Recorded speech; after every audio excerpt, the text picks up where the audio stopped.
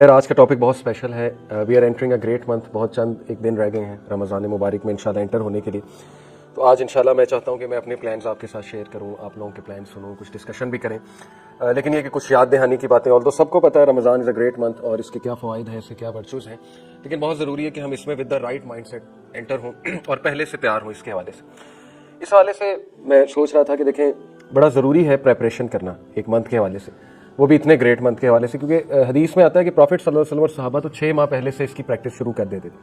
Just like ایک بندے نے میراتھن ریس میں انٹر ہونا ہے تو ایسا نہیں ممکن کہ وہ بغیر کسی ریہرسل اور پریکٹس کے میراتھن میں دوڑ لگانا شروع کر دے. 10 منٹ بعد وہ تھک جائے گا. شروع میں تو بہت پیشن کے ساتھ کہے گا میں نے بھاگنا ہے, میں نے یہ کرنا ہے, میں نے وہ کرنا ہے, لیکن 10 منٹ 15 منٹ بعد جو ہے وہ ظاہر ہے اس کو تھکن ہوگی. اور یہی ہوتا ہے کہ ہم رمضان میں بہت سے ایمز اور گولز کے ساتھ انٹر ہوتے ہیں. ہم کہتے ہیں ہم قیام اللیل بھی کریں گے, ہم تہجد بھی پڑھیں گے, ہم ڈیلی تراویح میں بھی کھڑے ہوں گے, لیکن 5-6 دن بعد جو ہے نا وہ آہستہ آہستہ وہ پیشن وہ ختم ہوتا جاتا ہے. وجہ یہی ہے کہ ہم نے پہلے سے اپنے آپ کو تھوڑا وارم اپ نہیں کیا. وارم اپ ایکسرسائز بہت ضروری ہے رمضان سے. جیسے اگر کسی نے میراتھن میں بھاگنا ہے تو وہ 10-15 دن پہلے بس 1-1 کلومیٹر بھاگنا شروع کر دیتا ہے, اپنے مسلز کو فلیکس کرنا شروع کر دیتا ہے, تاکہ جب وہ مومنٹ آئے تو وہ ٹائرڈ نہ ہو جائے اور اس کے پہلے سے جو ہے وہ ایک اسٹیمنا بھی بنا ہو اور پہلے سے اس میں وہ سکت بھی ہو. تو آپ نے دیکھا ہے کہ بہت سے لوگ جو ہے وہ بڑے بڑے گولز تو بناتے ہیں رمضان کے حوالے سے, لیکن آہستہ آہستہ وہ گولز ختم ہوتے جاتے ہیں یا وہ اچیو نہیں کر پاتے انہیں, اور رمضان ایک عام سا منتھ پھر رہ جاتا ہے ان کے لیے. بس 5 نمازیں چل رہی ہوتی ہیں, اس کے علاوہ کچھ خاص جو ہے وہ نہیں ہو پاتا, کیونکہ روٹینز بھی آج کل ایسی ہیں. اب رمضان آپ کو پتہ ہے کہ وہ ایسے ڈیز میں جو ورکنگ آورز ہیں, زیادہ تر لوگ آفس میں ہوں گے, اسکول میں ہوں گے, یونیورسٹیز میں ہوں گے. اپریل کا منتھ جو ہے وہ ظاہر ہے ایک ورکنگ منتھ ہوتا ہے, تو اس میں کس طرح ریئلسٹک گولز بنانا اور ان گولز کو اچیو کرنا یہ ہمارے لیے بہت ضروری ہے, اور وہ گولز کس لیے بنانے ہیں یہ بھی ہمارا جاننا بڑا ضروری ہے. دوسرا دیکھیں, میں ریسنٹلی دبئی گیا تو دنیاوی سفر کے لیے ہم اتنی پریپریشن کرتے ہیں, اتنی ریسرچ کرتے ہیں, ٹو ڈو لسٹ نکالتے ہیں, ایک ایک چیز ریسرچ کرتے ہیں, places to visit in Dubai, which places are worth my money, my time, my effort وغیرہ وغیرہ. لوگوں کو کال کرتے ہیں کہ مجھے بتاؤ میں دبئی آ رہا ہوں یا فلانی جگہ آ رہا ہوں, میں کہاں جاؤں, کیا کروں, کہاں جانا چاہیے. کیا یہی ریسرچ, یہی انٹرسٹ رمضان کے لیے ہے ہمارا؟ کیا ہم کوئی آرٹیکل کھول کے پڑھتے ہیں, کیا ہم یہ ریسرچ کرتے ہیں؟ کیونکہ دیکھیں نا دنیا میں تو ہم ریسرچ کرنے پہنچ جاتے ہیں. کوئی چھوٹا سے چھوٹا ہم نے جوتا بھی لینا ہو تو دنیاوی معاملے میں ہم ریسرچ کرتے ہیں, باٹا کا اچھا ہے, سروس کا اچھا ہے, انڈیور کہاں کا اچھا ہے. تو دینی معاملے میں تھوڑی سستی برتتے ہیں. دینی معاملے میں ہم اس کے انتظار میں رہتے ہیں کہ کوئی بتائے گا ہمیں آ کے. ایسے نہیں ہوتا ہے. ہمیں دینی معاملے میں زیادہ ریسرچ کرنی چاہیے اور زیادہ پیشن شو کرنا چاہیے اور خود سے پڑھنا چاہیے. بے شمار کتابیں ہیں رمضان کے ورچوز پہ. ہمیں ایسے اعمال کی لسٹ نکالنی چاہیے جو سب سے بہترین اعمال ہے اللہ تعالیٰ کے نزدیک, کیونکہ we are entering a great month, جس منتھ میں ریوارڈ زیادہ ہوتا ہے. اوبیس سی بات ہے, ایک عام سا عمل آپ کریں گے اس کا بہت گریٹ ریوارڈ ہوگا. تو ایسی اپرچونٹی مس نہیں کر سکتا ایک مسلمان, ایک ذی شعور مسلمان. ایک ایسا منتھ جو فارگیونیس کا منتھ ہے, اس میں جتنی اللہ کی رحمتیں آپ سمیٹ لوگے اتنا بہتر ہے آپ کے لیے, آنے والی زندگی کے لیے بہتر ہے. ایک ایسا منتھ جو ٹریننگ کا منتھ ہے, جس میں آپ 1 منتھ ٹریننگ کرو گے اور وہ ٹریننگ 11 منتھس آپ کو فائدہ دے گی. تو اس لیے اس پہ بھی جتنی آپ ریسرچ کریں گے اچھا, جتنے آپ اس پہ آرٹیکلس پڑھیں گے, یہ پڑھیں رسول اللہ کیسے اس پہ پریپریشن کرتے تھے, احادیث پڑھیں, رمضان پہ حدیث نکال لیں, سمپل گوگل پہ لکھیں حدیث آن رمضان پڑھیں. تقوی کے بارے میں پڑھیں, تقوی کیا ہے, تقوی والے اعمال کیا ہے, اللہ کو کون سے اعمال سب سے زیادہ محبوب ہیں, اور وہ لسٹ بنائیں. اسی طرح مائنڈ پریپیئر ہوتا ہے نا, مائنڈ کو بھی آپ میسج دے رہے ہیں کہ بھائی پریپیئر ہو جاؤ اس منتھ کے بارے میں. ایسا نہ ہو کہ آپ ان پریپیئرڈ اس منتھ میں انٹر ہو اور پھر رینڈمنس ہو اور پھر پتہ بھی نہ لگے کہ کون سے اعمال کرنے ہیں. جتنا ویل پریپیئرڈ ہوں گے اتنا ہمارے لیے بہتر ہے. تو انشاءاللہ ہم کچھ بات کرتے ہیں. میں آپ کو کچھ سٹیپ بائی سٹیپ جو ہے وہ سجیشنز دیتا ہوں کہ اس منتھ میں انٹر ہونے کے لیے کیا کیا چیز انڈرسٹینڈ کرنا جو ہے وہ ضروری ہے. سب سے پہلا سٹیپ یہ ہے کہ you understand the nature of fasting, اور اس سے میری کیا مراد ہے. ظاہر ہے کہ جب روزوں کا ذہن میں نام آتا ہے تو پکوڑے, سموسے, رولز, یہ ساری چیزیں ذہن میں آتی ہیں جو کہ بڑا مشہور ہے ہمارے یہاں. بلکہ لوگ مائنڈ کر جاتے ہیں اگر ان کے سامنے پکوڑے نہ رکھو, وہ کہتے ہیں یہ افطاری صحیح سے کرائی نہیں اگلے نے, تو ہیلدی چیز رکھ دو, مائنڈ کر جاتے ہیں. یعنی فروٹ ہیلدی ہے, کھجوریں ہیلدی ہیں, اور زیادہ نہ کھلاؤ تو لوگ غصہ بھی ہو جاتے ہیں جب افطاری کی جائے. تو اہتمام بہت کیا جاتا ہے ہمارے یہاں ماشاءاللہ سب کانٹیننٹ میں.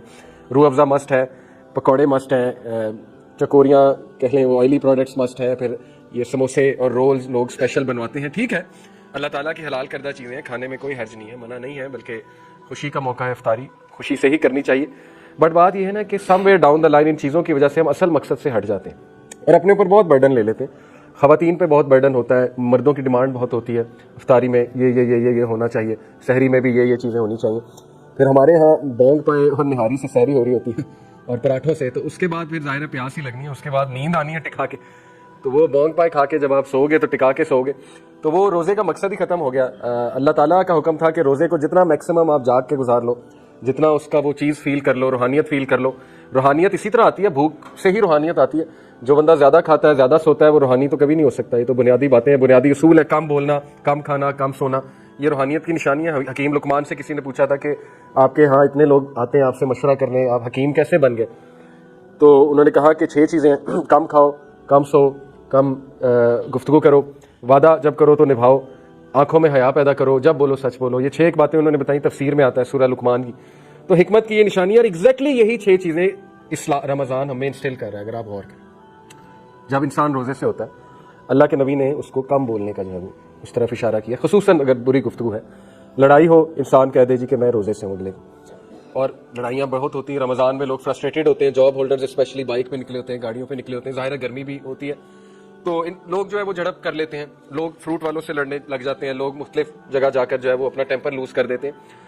تو اس کے بارے میں کلیئرلی رسول اللہ صلی اللہ علیہ وسلم نے فرمایا کہ اللہ تعالیٰ کو تمہاری بھوک اور پیاس کی کوئی ضرورت نہیں ہے. اگر تم زبان کا ہی خیال نہیں کر رہے ہو، بیک بائٹنگ کر رہے ہو، اگر تم سخت زبان ابھی تک استعمال کر رہے ہو، یا تمہارے دل نرم نہیں ہوئے، تو دیکھیں ہر چیز کی پریکٹس ہے رمضان میں، اور یہ سارے اعمال تقویٰ کی طرف لے جاتے ہیں. یہ تقوی کی ٹریننگ ہے. اسی لیے اللہ نے قرآن مجید سورہ بقرہ آیت نمبر 183 میں کہا: یا ایھا الذین آمنوا کتب علیکم الصیام کما کتب علی الذین من قبلکم لعلکم تتقون.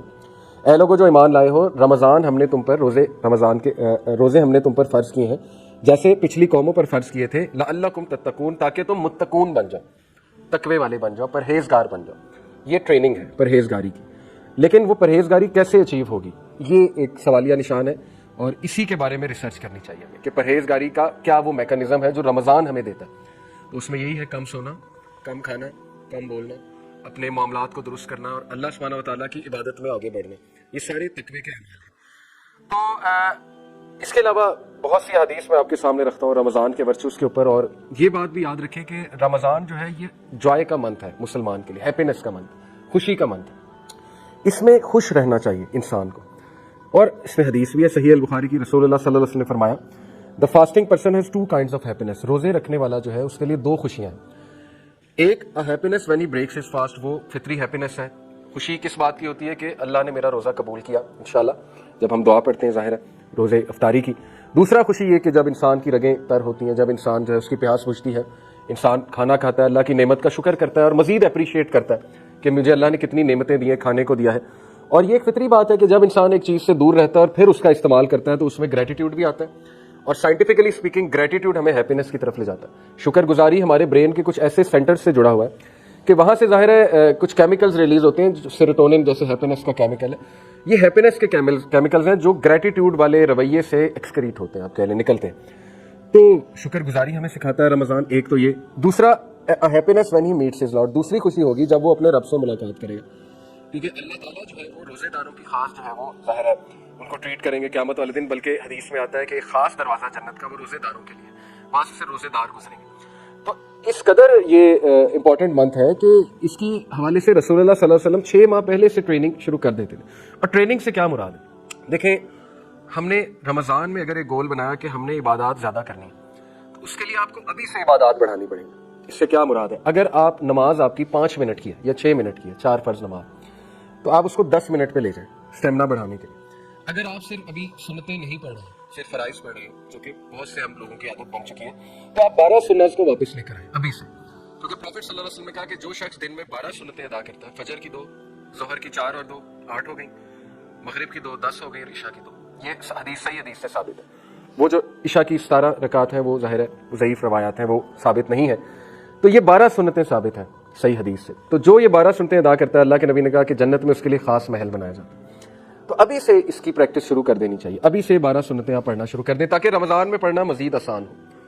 اور ابھی سے آپ ایڈجسٹمنٹ کر لیں کچھ اپنی روٹین کی، ٹھیک ہے نا. پہلے سے ایکسپیرینس کر لیں کہ مجھے کیا کیا چیز ایڈجسٹ کرنے والی ہے، ورنہ رمضان میں ایڈجسٹمنٹ کریں گے تو پھر وہ روزہ بھی ڈسٹرب ہو سکتا ہے اور عبادات بھی جو ہے وہ ڈسٹرب ہو سکتی ہیں.